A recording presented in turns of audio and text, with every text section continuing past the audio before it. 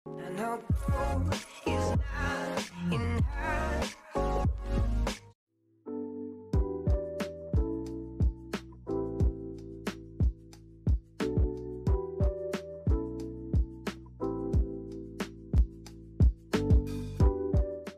warahmatullahi wabarakatuh. Perkenalkan, nama saya Ferry Azwar. Saya owner dari Donita Frozen Food. Nah, ini di sebelah saya ini ada istri saya. Nah, silakan perkenalkan diri. Halo, Assalamualaikum warahmatullahi wabarakatuh. Nama saya Reni Wulansari, owner dari Donita Food.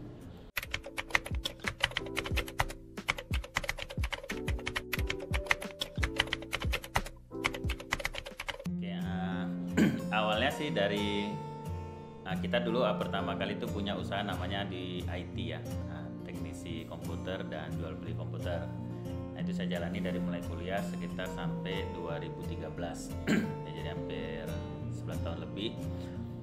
Nah, waktu itu warnet kami itu saya menemukan ada alat untuk sabu ya di kamar mandi. Nah, setelah itu saya melihat, oh ini kayaknya nggak bagus ini untuk jangka panjang. Makanya saya memutuskan untuk berhenti, menghentikan usaha tersebut. Kemudian kan bingung mau usaha apa. Nah, dalam kebingungan itu saya mikir, kira-kira usaha apa yang bagus untuk kita jalani. Nah, dalam pencarian itu saya teringat masa kecil saya dulu. Jadi ini awalnya dari masa kecil ya, nggak apa. Kita cerita agak panjang sedikit. Jadi waktu kecil itu saya itu sering dibuatin cemilan sama nenek. Nah, jadi setiap hari itu udah tersedia cemilan di meja makan, kita tuh tinggal makan aja. Sehingga saya untuk mau jajan itu udah nggak ada lagi selera. Sebab apa? Perut udah kenyang. Karena cemilan itu tersuguh dengan banyak ya. Ada lepat, lupis, bakwan, dan macam-macam gorengan. Nah, kebiasaan ini ternyata membuat saya merasa kok enak ya gitu. Makan tinggal makan. Nah, ketika nenek saya pergi, itu kebiasaan membuat cemilan itu dilanjutkan oleh ibu. Nah, awalnya saya merasa kehilangan karena ibu di awal-awal itu nggak langsung buat ya. Nah, tapi dia ngelihat kok saya murung gitu, nggak pandai jajan. Nah, akhirnya ibu pun membuatkan cemilan-cemilan yang di rumah. Nah, jadi yang tadinya kebiasaan tadi dibuat sama nenek bisa berlanjut sama orang tua. Nah, ibu saya buat cemilan tadi.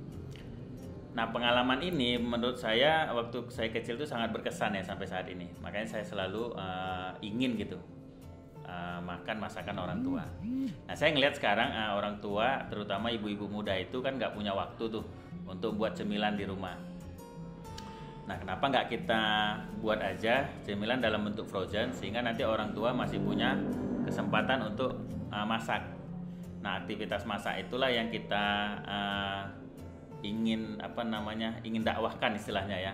Sehingga ketika anak melihat orang tuanya masak untuk apa yang dia makan, itu menjadi kesan tersendiri ya. Berarti si anak merasa diperhatikan sama orang tuanya. Nah, cuma makanan apa yang kira-kira mudah dijual? Nah, kita kepikiran donat. Kenapa? Donat ini makanan yang bisa dinikmati oleh semua umur ya, dari anak-anak bahkan sampai ke orang tua. Nah, itulah awalnya kenapa tercetus kita membuat donat beku tadi.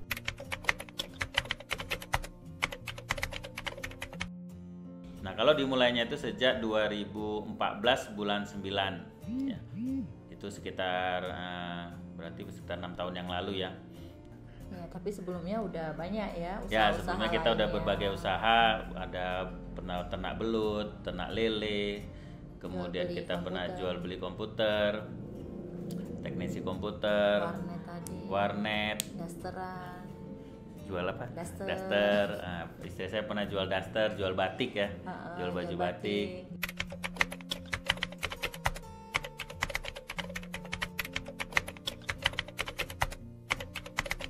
Kalau modal awal sih nggak banyak ya. Dulu kita cuma modal, bahkan modal awal itu kalau untuk modal beli donatnya ya itu malah di apa? Cuman berapa? Di biaya mertua pun malah. Karena bayangin ya kita dari mulai buka usaha itu tiba-tiba berhenti kan penghasilan kurang tuh. sehingga modal itu memang minim. Akhirnya dibantu sama orang mertua saya, ya istri nggak sampai 1 juta orang lah tuanya istri itu nggak sampai 1 juta lah. Bunga ada, setelah itu nanti kita beli freezer. Tapi dalam perjalanan saya yang saya perlu garis bawahi sebenarnya adalah modal utama kalau kita mau berbisnis itu. Ini yang saya rasakan ya. Karena dalam perjalanan saya itu mengenal namanya konsep pengenalan diri.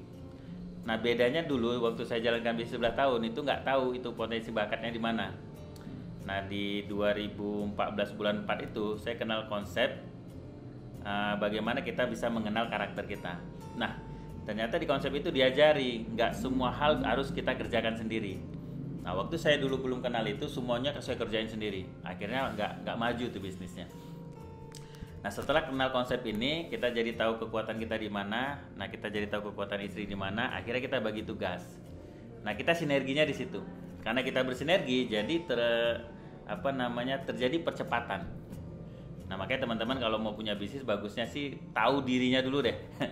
Karena kalau dalam Islam itu kan siapa yang mengenal dirinya maka dia akan mengenal Tuhannya. Itu berarti sangat penting. Maka saya kalau ditanya modal yang paling penting itu bagi saya. Iya, kalau kita sekarang teman-teman Iya, kalau ditanya teman-teman saya itu yang saya rasakan. Tanya modal apa yang paling besar, yang paling penting?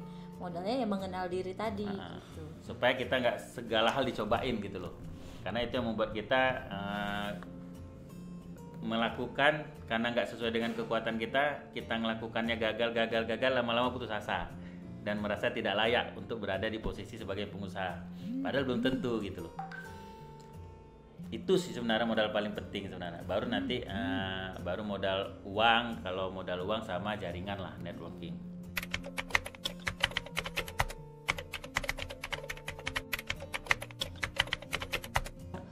Kendalanya itu tergantung divisinya. Kalau dia tantangan ataupun kendala dari produksi ya yang donat yang gagal, terus sumber daya manusianya yang harus dilatih, kemudian harus namanya kita kan memberikan bukan kan kalau kita namanya berbisnis kan nggak kita semua akhirnya turun tangan kan, mendelegasikan itu. Nah itu dia kendala-kendalanya, kita harus cari orang yang tepat dan pas untuk bagiannya. Kalau di tantangan yang lainnya nanti di marketing lain lagi tantangannya, gimana supaya produk kita tadi pas target pasarnya. Jadi target pasarnya itu sesuai dengan produk kita. Jadi kan kadang orang banyak kok nggak laku ya gitu. Jangan-jangan target pasarnya yang belum pas gitu. Nah kemudian kalau tantangan yang lainnya ya membenahi sistem, membenahi sumber dayanya dan sebagainya. Itu sih yang biasa. Kalau saya sih dari segi karyawan ya, karena di sini memang ada kelebihan ya di daerah sini nih untuk sumber daya menjadi karyawan banyak, tapi memang rata-rata kan tingkat pendidikan tidak tinggi. Nah jadi itu SDM itu kalaupun kita ngambil yang S1 banget itu kadang terlalu tinggi kan. Mereka kadang gengsi juga untuk bekerja di pabrik. Nah otomatis rata-rata yang mau tuh yang dia sarjana ke bawah lah tamatannya. Nah itu yang menjadi kendala. Kita butuh effort sedikit untuk menggembleng mereka ini, melatih mereka ini sehingga punya mindset itu yang benar gitu. Itu sih tantangannya.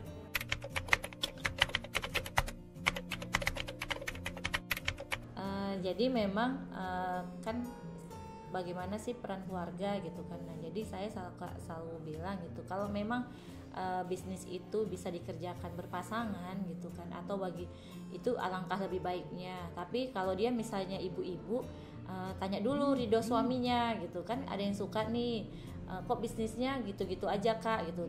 Saya suka bilang ini suaminya tahu nggak usahanya atau didukung nggak gitu kan, karena bisa jadi hambatan-hambatan itu karena nggak ada dukungan dari suami kalau dia istri misalnya kan.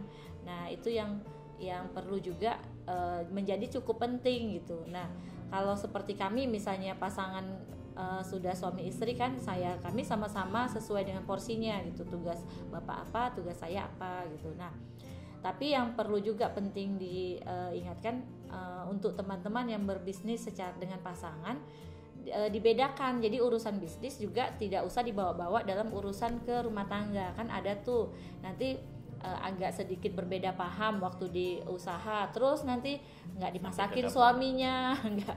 Nah, padahal sebenarnya kalau kita profesional itu alangkah lebih baik kan, begitu selesai dari ruang kantor ya udah kita ya layaknya sebuah keluarga, sebaiknya itu seperti itu gitu. Jadi peran keluarga memang sangat penting untuk apakah bisnis kita ini bisa maju apa enggak gitu. Kalau saya boleh tambahkan nanti yang terasa di kita itu peran dari orang tua kita ya masing-masing. Jadi ketika kita komunikasikan nih apa niat kita kepada orang tua kita, saya ke orang tua saya, istri saya ke orang tuanya, itu ternyata kita jauh lebih kalau mereka tahu apa yang kita kerjakan. Jadi ketika kita mengalami kerugian pun atau dia lihatnya kita mengalami seperti kesusahan, mereka itu mensupport ya. Mensupport bahkan nggak jarang membantu tuh, baik secara tenaga ataupun bahkan finansial. Jadi memang komunikasi ke orang tua kita masing-masing dan orang tua pasangan kita itu jauh lebih harus kita sampaikan di awal nih, bahwasanya niat kita mau berbisnis. Sehingga kita nanti akan dapat dukungan. Yang paling penting dari mereka adalah apa? Doanya sebenarnya. Doa, karena orang tua itu tempat paling keramat. Daripada kita minta keramat ke kuburan-kuburan atau kita minta keramat ke kuburan-kuburan wali-wali, orang tua kita itu sebenarnya tempat keramat untuk kita bisa minta doa, dan doanya paling makbul. Itu yang paling, menurut kami itu paling berasa lah manfaatnya, dukungannya juga dari situ.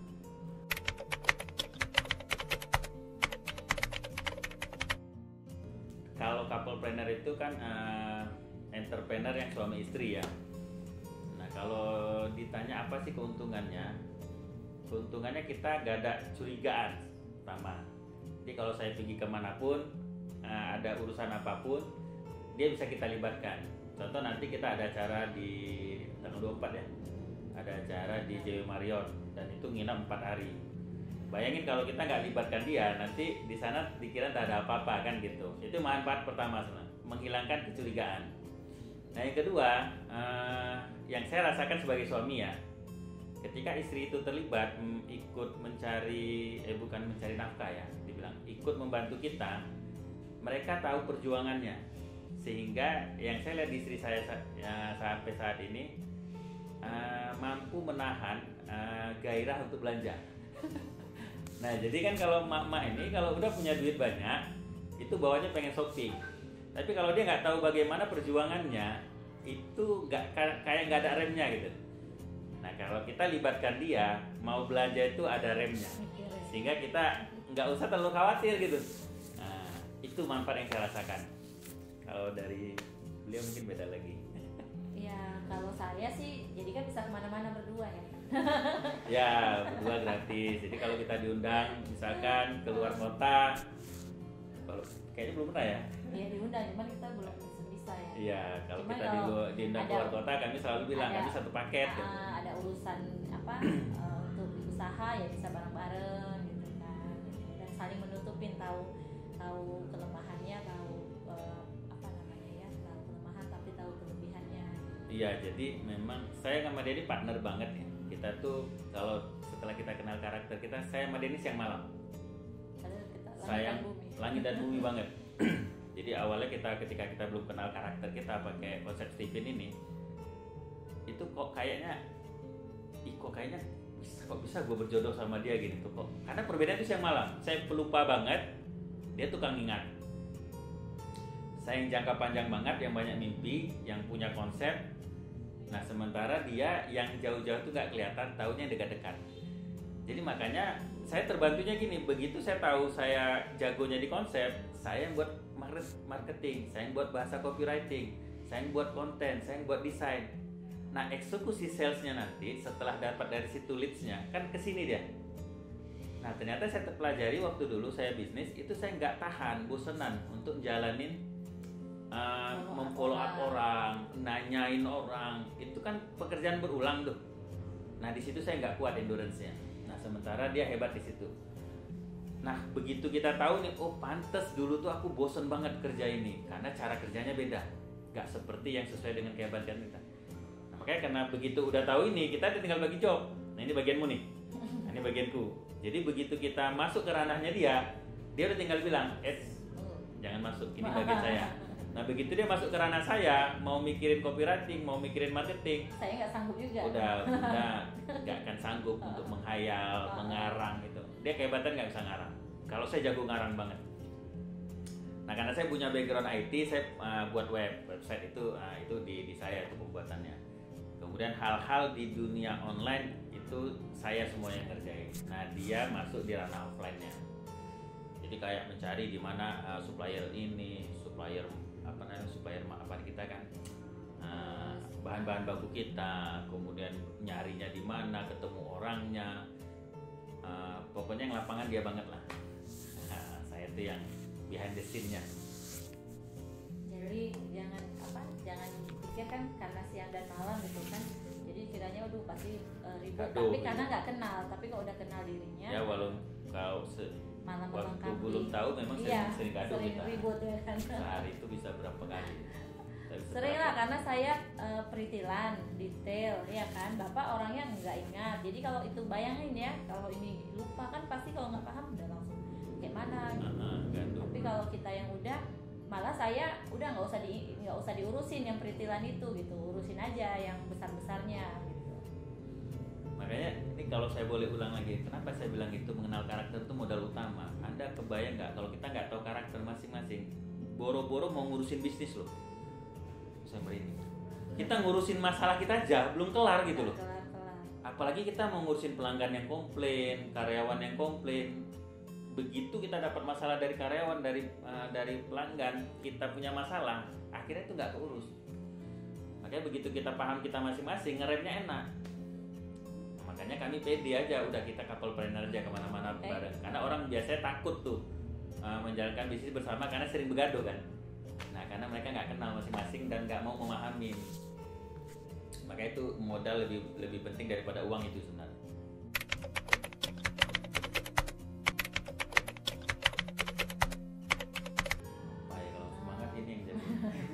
Kalau saya ya, kita sebenarnya sebagai UKM, kita melihat contoh ya di masa pandemi kemarin, sebenarnya yang paling bertahan itu adalah paling bertahan adalah UKM.